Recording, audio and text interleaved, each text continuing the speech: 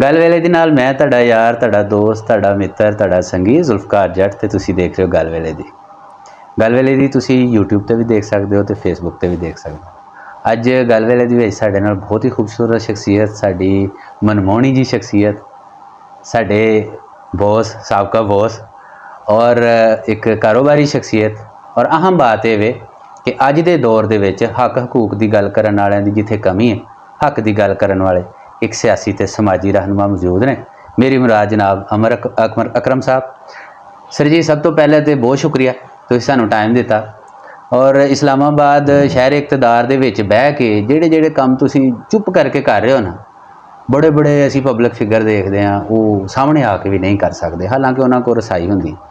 पहले तो साडे नाज़रीन वास्ते थोड़ा जिहा अपना तारफ कित्थों शुरुआत की, फिर असीं अगे चलांगे। जुल्फकार जट साहब, बहुत शुक्रिया तशरीफ लान दा और इस रफाकत दा कि तुसी आए हो तो बकायदा एक डिस्कशन हो रही है, ये वास्ते बहुत शुक्रिया। अफजल भट्टी साहब भी तो टीम दे हिस्सा ने, अफजल भट्टी साहब का भी शुक्रिया। मेरा नाम अमर अकरम है और मैं खोखर फैमिली ना बिलोंग करना। मेरा जोड़ा पिंड है वो जफरवाल है, ठीक है। तो चूँकि मैं ख्वाहिश करना मेरे नाम के नाल जफरवाल ही लिखा जाए। जबरदस्त। तो मैं एक आम आदमी हाँ और आम उस इलाके चो निकल के आया जिथे गोबर, मट्टी, तूड़ी ते पट्ठे ते गड्ढे ते वो पुराने एंटीनिया के वक्त तो गुजर हाँ गए। तो ये उपर वाली ज़ात है, खुदा की ज़ात है जिहड़ी इंसान नूं मिहनत दे नाल इज़्ज़त दिंदी है।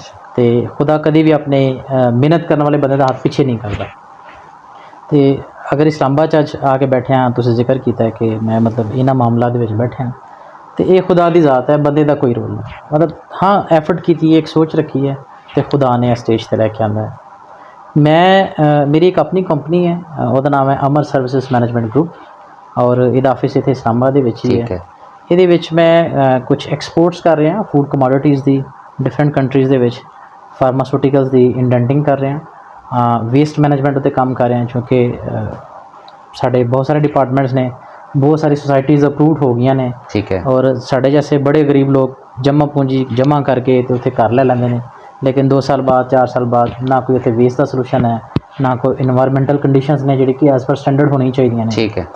तो मेरा एक प्लान सी कि जी उन्हां सोसाइटीज़ वास्ते जिहड़े कि अदर दैन CDA या RDA के एरिए चो बाहर ने, ओके, उन्हां सोसाइटीज़ वास्ते कोई वेस्ट मैनेजमेंट का सलूशन लाया जाए। ठीक हो। तो मेरी उहदी एक अपनी कंपनी भी है जिहड़ी कि किचन वेस्ट, सिटी वेस्ट को मैनेज करती है। इस तो अलावा मेरी हार्टिकल्चर मैनेजमेंट की सर्विसेज भी ने, जिहड़ा कि ग्रीन पार्क्स बनानियां या ऑर्नामेंटल प्लांट्स देना वड्डी बिल्डिंग्स में, वो सर्विसेज भी है साढ़े कोल। इस तो अलावा साढ़ा इवेंट मैनेजमेंट का भी है, जिहदे विच असीं मतलब साढ़ा फैमिली बिजनेस भी है, मेरे ब्रदर्स ने सारे इवेंट का काम करते हैं।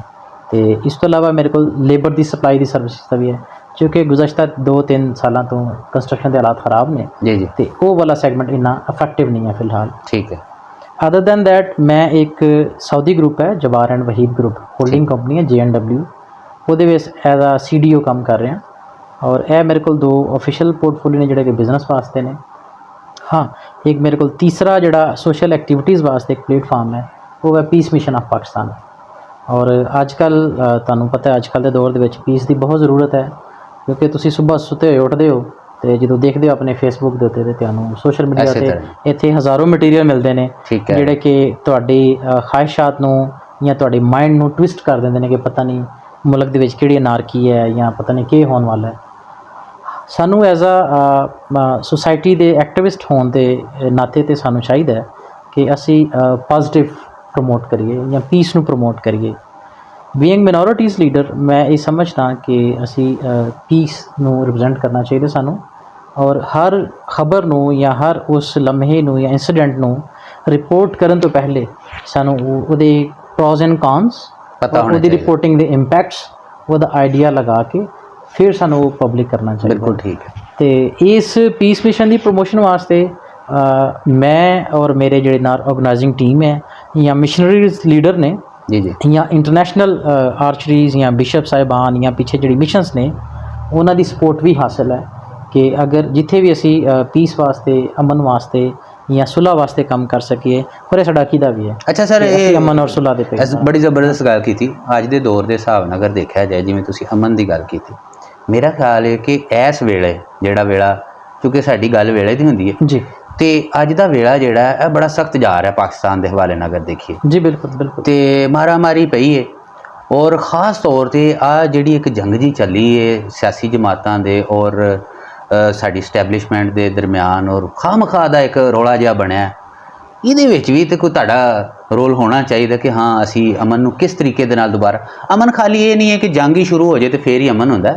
ਦੇਖੋ ਅਗਰ ਮੁਆਸ਼ਰੇ ਦੇ ਅੰਦਰ ਇੱਕ ਵਿਗਾੜ ਪੈਦਾ ਹੋ ਰਿਹਾ ਔਰ ਉਹਦੇ ਵਿੱਚ ਨਫ਼ਰਤਾਂ ਪੈਦਾ ਹੋ ਰਹੀਆਂ, ਹੁਣ ਸਾਡੇ ਅਦਾਰੇ ਨੇ, ਅਦਾਰਿਆਂ ਦੇ ਬਾਰੇ ਤੁਸੀਂ ਸੋਸ਼ਲ ਮੀਡੀਆ ਦੇ ਉੱਪਰ ਦੇਖ ਰਹੇ ਹੋ ਬਹੁਤ ਸਾਰੀ ਚੀਜ਼ਾਂ ਹੋ ਰਹੀਆਂ ਨੇ। ਇਸੇ ਤਰ੍ਹਾਂ ਪੋਲੀਟੀਕਲ ਪਾਰਟੀਜ਼ ਨੇ ਉਹਨਾਂ ਨੂੰ ਕਾਰਨਰ ਕੀਤਾ ਜਾ ਰਿਹਾ, ਯਾਨੀ ਪੋਲੀਟੀਕਲ ਐਕਟੀਵਿਟੀਜ਼ ਵੀ ਉਸ ਤਰੀਕੇ ਦੇ ਨਾਲ ਖੁੱਲ੍ਹ ਕੇ ਨਹੀਂ ਹੋ ਪਾ ਰਹੀਆਂ। ਅੱਛਾ ਇਸੇ ਤਰੀਕੇ ਦੇ ਨਾਲ ਅਸੀਂ 2-4 ਦਿਨ ਕੁਛ ਦਿਨ ਪਹਿਲੇ ਦੀ ਗੱਲ ਹੈ, ਇੱਕ ਵਾਕਿਆ ਹੋਇਆ ਹੈ, ਚਲੋ ਮਿਨੋਰਿਟੀ ਦੇ ਹਵਾਲੇ ਨਾਲ ਅਗਰ ਮੈਂ ਗੱਲ ਕਰਾਂ ਤੇ ਬੜਾ ਦਿਲਖਰਾਸ਼ ਵਾਕਿਆ ਕਿ ਸਰਗੋਦਾ ਦੇ ਅੰਦਰ ਜਿਹੜਾ ਵਾਕਿਆ ਹੋਇਆ, ਤੁਸੀਂ ਉਹਦੇ ਉੱਤੇ ਵੀ ਗੱਲ ਕਰਨਾ ਚਾਹੋ ਕਰ ਸਕਦੇ ਹੋ। ਫਿਰ ਕੁਛ ਅਰਸਾ ਅਸੀਂ ਪਹਿਲੇ ਦੇਖਦੇ ਹਾਂ ਕਿ ਆਪਣਾ ਜੜ੍ਹਾਂ ਵਾਲੇ ਵਾਕਿਆ ਹੋਇਆ। ਸੋ ਇਹ ਜਦੋਂ ਚੀਜ਼ਾਂ ਅਸੀਂ ਦੇਖਦੇ ਹਾਂ ਤੇ ਡੈਫੀਨੇਟਲੀ ਤੁਹਾਡੇ ਜੈਸੇ ਲੋਕਾਂ ਦਾ ਇੱਕ ਕਿਰਦਾਰ ਹੋਰ ਜ਼ਿਆਦਾ ਵੱਧ ਜਾਂਦਾ। ਇਹਦੇ ਉੱਪਰ ਥੋੜ੍ਹਾ ਜਿਹਾ ਤੁਸੀਂ। ਮੈਂ ਜੱਟ ਸਾਹਿਬ ਪਹਿਲੇ ਤੇ ਇੰਸੀਡੈਂਟ ਉੱਤੇ ਆਪਣਾ ਰਿਸਪੌਂਡ ਦੇਣਾ ਚਾਹਾਂਗਾ।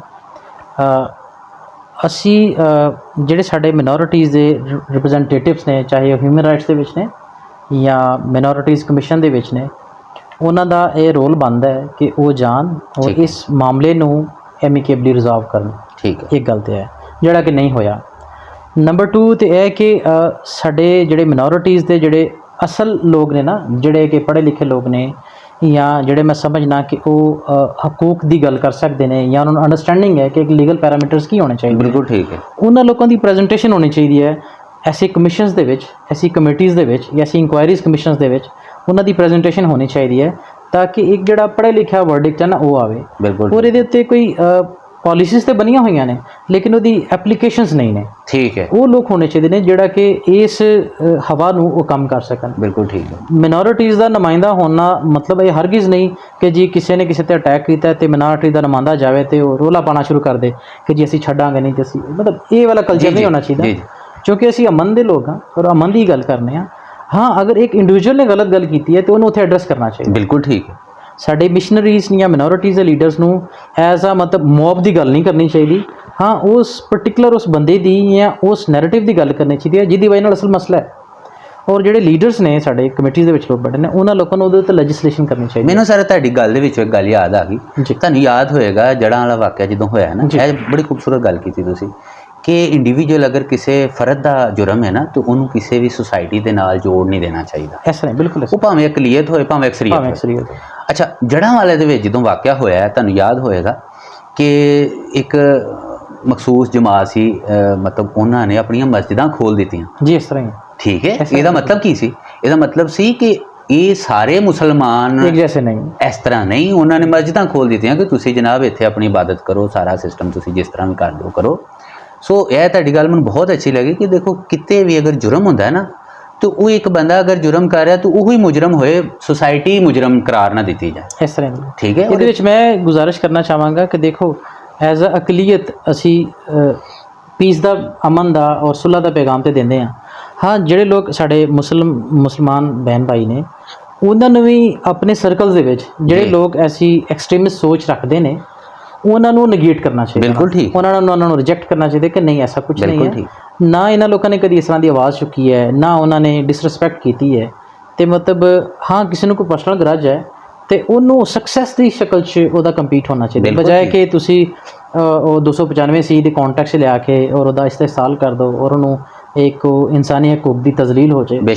ਦੇਖੋ ਇੱਕ ਜਾਨ ਚਲੀ ਗਈ ਲੇਕਿਨ ਉਹਦੇ ਨਾਲ ਇੰਟਰਨੈਸ਼ਨਲੀ ਪਾਕਿਸਤਾਨ ਦਾ ਫੇਸ ਖਰਾਬ ਹੋਇਆ ਹੈ। ਪਾਕਿਸਤਾਨ ਦੀ ਜਿਹੜੀ ਮੈਜੋਰਿਟੀ ਹੈ ਮੁਸਲਿਮ ਕਮਿਊਨਿਟੀ ਹੈ ਇਹਦਾ ਇੰਟਰਨੈਸ਼ਨਲੀ ਫੇਸ ਖਰਾਬ ਹੋਇਆ ਕਿ ਉੱਥੇ ਅਕਲੀਤਾਂ ਮਹਿਫੂਜ਼ ਨਹੀਂ ਨੇ। ਬਿਲਕੁਲ ਠੀਕ। ਉਹਦੇ ਉੱਤੇ ਆ ਕੇ ਫਿਰ ਜਿਹੜੇ ਪੋਲੀਟੀਕਲ ਲੀਡਰਸ ਨੇ ਉਹਨਾਂ ਨੂੰ ਬਿਆਨ ਦੇਣਾ ਪੈਂਦਾ ਕਿ ਜੀ ਉਹ ਨਹੀਂ ਅਕਲੀਤਾਂ ਮਹਿਫੂਜ਼ ਨੇ, ਹਾਲਾਂਕਿ ਇਹ ਜਾਲੀ ਬਿਆਨ ਹੈ। ਇਹਦੇ 'ਚ ਜ਼ਰੂਰੀ ਹੈ ਕਿ ਸਾਨੂੰ ਇਨਸਾਨੀ ਹਕੂਕ ਦੇ ਤਹਿਤ ਜਾ ਕੇ ਉਸ ਫੈਮਿਲੀ ਦੇ ਨਾਲ ਖੜਾ ਹੋਣਾ ਚਾਹੀਦਾ। ਬਿਲਕੁਲ ਠੀਕ। ਜਿਸ ਬੰਦੇ ਨੇ ਕੀਤਾ ਹੈ ਬਿਲਕੁਲ ਉਹਦੇ ਨਾਲ ਖੜਾ ਕੇ ਉਹਨੂੰ ਸਮਝਾਉਣਾ ਚਾਹੀਦਾ ਹੈ। ਕਿਸੇ ਨੂੰ ਸਜ਼ਾ ਦੇਣਾ ਬਿਲਕੁਲ ਇਹ ਹਰਗਿਜ਼ ਮਕਸਦ ਨਹੀਂ ਕਿ ਜੀ ਉਹਨੂੰ ਮਾਰ ਦਿੱਤਾ ਜਾਏ। ਬਿਲਕੁਲ ਠੀਕ ਹੈ। ਅਗਰ ਤੁਸੀਂ ਕਿਸੇ ਨੂੰ ਉਹਦੇ ਸਾਈਡਲਾਈਨ ਕਰਦੇ ਹੋ ਔਰ ਉਹਨੂੰ ਟਾਈਮ ਦਿੰਦੇ ਹੋ ਤੇ ਉਹਦੇ ਵਾਸਤੇ ਸ਼ਾਇਦ ਅਗਲਾ ਉਹ ਪ੍ਰੈਸੀਡੈਂਟ ਨਾ ਹੋਵੇ। ਬਿਲਕੁਲ ਠੀਕ। ਲੇਕਿਨ ਉਹ ਇੱਕ ਦਫਾ ਕੇਸ ਸ਼ੁਰੂ ਹੁੰਦਾ ਜੜ੍ਹਾਂ ਵਾਲਾ ਕੇਸ ਉੱਤੇ ਸਾਡੀ ਇੱਕ ਬਹੁਤ ਬੜਾ ਲੀਡਰਸ਼ਿਪ ਦੀ ਟੀਮ ਨੇ ਇੱਕ ਹਾਈ ਲੈਵਲ ਦੀ ਮੀਟਿੰਗਸ ਕੀਤੀਆਂ ਲੇਕਿਨ ਉਸ ਤੋਂ ਬਾਅਦ ਉਹਦਾ ਕੋਈ ਇੰਪੈਕਟ ਨਹੀਂ ਆਇਆ। ਠੀਕ ਹੈ। ਹਾਂ ਅਗਰ ਉਹਦਾ ਇੰਪੈਕਟ ਆਉਂਦਾ ਤਾਂ ਸ਼ਾਇਦ ਸਰਗੋਦਾ ਵਾਲਾ ਇੰਸੀਡੈਂਟ ਨਾ ਹੁੰਦਾ। ਹੁਣ ਕੱਲ ਪਰਸੋਂ ਕਸੂਰ 'ਚ ਵੀ ਸੁਣ ਰਹੇ ਸਾਂ ਕੋਈ ਇਸ ਤਰ੍ਹਾਂ ਦੇ ਮਾਮਲੇ ਚੱਲ ਰਹੇ ਨੇ। ਕੁਝ ਲੋਕ ਸਾਡੇ ਵਿੱਚ ਹੀ ਬੈਠੇ ਨੇ ਜਿਹੜੇ ਕਿ ਉਹ ਚਾਹੁੰਦੇ ਨੇ ਕਿ ਅਟੈਂਸ਼ਨ ਡਾਇਵਰਟ ਹੋ ਜੇ, ਲੋਕ ਇਸ ਮਾਮਲੇ ਨੂੰ, ਇਸ ਨਫਸਾ ਨਫਸੀ ਨੂੰ ਪੈ ਜਾਣ ਕਿ ਉਹਨੂੰ ਮਾਰ ਦਿਓ ਤੇ ਉਹਨੂੰ ਮਾਰ ਦਿਓ। ਠੀਕ ਹੈ। ਇਹ ਮਾਰਨ ਦਾ ਕਲਚਰ ਕਿਧਰੇ ਵੀ ਨਹੀਂ ਅੱਛਾ। ਹਮੇਸ਼ਾ ਟੇਬਲ ਤੇ ਬੈਠ ਕੇ ਗੱਲ ਕੀਤੀ ਜਾਂਦੀ ਹੈ। ਤੁਹਾਡਾ ਪਿਛਲਾ ਕੁਐਸਚਨ ਸੀ ਕਿ ਅਦਾਰੇ ਵੀ ਆਪਣਾ ਰੋਲ ਪਲੇ ਕਰਨ, ਤੁਸੀਂ ਪੀਸ ਦੀ ਗੱਲ ਕਰਦੇ ਹੋ, ਤੇ ਮੈਂ ਇਹ ਤੁਹਾਨੂੰ ਦੱਸਣਾ ਚਾਹਾਂਗਾ ਕਿ ਇਹ ਅਦਾਰੇ ਤੁਹਾਡੇ ਵਾਸਤੇ ਵੀ ਉਹਨੇ ਇੰਪੋਰਟੈਂਟ ਨੇ, ਮੇਰੇ ਵਾਸਤੇ ਵੀ ਉਹਨੇ ਇੰਪੋਰਟੈਂਟ ਨੇ, ਉਹ ਜਿਹੜਾ ਅਦਾਰੇ ਦਾ ਮੁਲਾਜ਼ਮ ਹੈ ਉਹਦੇ ਵਾਸਤੇ ਵੀ ਉਹਨੇ ਇੰਪੋਰਟੈਂਟ। ਬਿਲਕੁਲ ਠੀਕ। ਕਿਉਂਕਿ ਇਹ ਅਦਾਰਾ ਪਾਕਿਸਤਾਨ ਦਾ ਬੇਸ਼ੱਕ, ਔਰ ਅਸੀਂ ਆਲ ਪਾਕਿਸਤਾਨੀ। ਬੇਸ਼ੱਕ।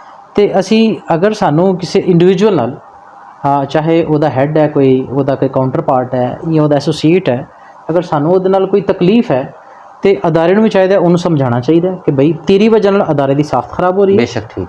ਔਰ ਸਾਨੂੰ ਵੀ ਸਿਰਫ ਉਹਦੀ ਗੱਲ ਕਰਨੀ ਚਾਹੀਦੀ ਹੈ ਜਿਸ ਦੀ ਵਜ੍ਹਾ ਨਾਲ ਮਸਲਾ ਹੈ। ਬਿਲਕੁਲ ਠੀਕ। ਬਾਕੀ ਅਦਾਰੇ ਨੂੰ ਕੁਝ ਨਹੀਂ ਕਹਿਣਾ ਚਾਹੀਦਾ। ਬਿਲਕੁਲ ਠੀਕ। ਦੇਖੋ ਅਦਾਰਾ ਸਾਡੇ ਵਾਸਤੇ ਪ੍ਰਾਈਮ ਹੈ। ਦੇਖੋ ਅਦਾਰੇ ਹੈ ਨੇ ਤੇ ਅਸੀਂ ਹੈ ਵਾਂ। ਅੱਜ ਅਦਾਰਾ ਨਾ ਹੋਵੇ ਚਲਾਉਣ ਵਾਸਤੇ ਅਦਾਰੇ ਤੇ ਬਹੁਤ ਜ਼ਰੂਰੀ ਹੈ। ਅਦਾਰੇ ਬਹੁਤ ਜ਼ਰੂਰੀ ਹੈ ਤੇ ਅਸੀਂ ਅਦਾਰਿਆਂ ਨੂੰ ਅਸੀਂ ਮਜ਼ਬੂਤ ਕਰਨਾ ਤੇ ਅਦਾਰਿਆਂ ਨੇ ਸਾਨੂੰ ਮਜ਼ਬੂਤ ਕਰਨਾ।